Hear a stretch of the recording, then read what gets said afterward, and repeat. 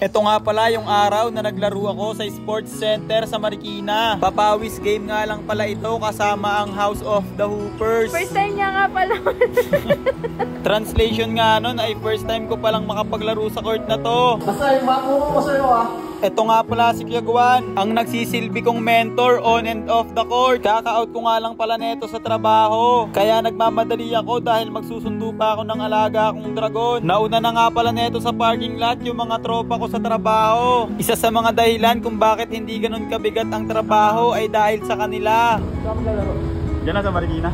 Nagsuot na nga pala ako neto ng kapote dahil umaambon na pagkalabas ko pa lang ng parking lot. Nagbiblink na nga pala neto yung cursor ng gas ni Snow. Kaya huminto na ako dito sa Shell sa may EDSA para magpagas. Almost 300 nga rin pala yung nagastos ko neto. Astig nga pala dito sa EDSA dahil may daan dito sa ilalim ng flyover. Pero parang para sa mga mag-U-turn lang ito. Makalipas nga ang ilang minutong paghihintay ay sa wakas out na rin ng alaga akong dragon. Kaya bumiyahe na rin kami neto agad-agad papuntang Marikina. Pagkarating nga ng Marikina ay dito ko na iniwan si Snow. Sa tapat ng McDonald ko nga pala siya pinark. Dahil nga umaambon kaya binitbit ko yung helmet namin. Baka kasi mabasa ng ambon kapag iniwan namin sa motor. Halos wala nga tao neto nung pagpasok namin. Kapag pumasok ka nga rito ay may bayad na 10 pesos per head. Kahit manonood ka nga lang ay required ang 10 peso fee na yun. Hanggang sa makapasok na nga kami sa tablang court ng Marikina Sports Complex. First time ko nga lang pala makapasok dito at nakaka-amaze nga dahil napakaganda at napakalinis ng court. May mga naglalaro pa nga neto bago ang schedule namin. Excited na nga ako netong makapaglaro kaya nagsapatos na agad ako. Ang sapatos nga pala ni Kevin Durant yung gagamitin ko neto. At ito nga pala yung pangalawang beses ko siya nagagamitin. Nag-warm up na nga rin pala agad kami nung dumating na yung takdang oras para sa schedule namin. Puro sablay nga pala yung tira ko nung warm up. At dito na nga pala nagsisimula yung first game.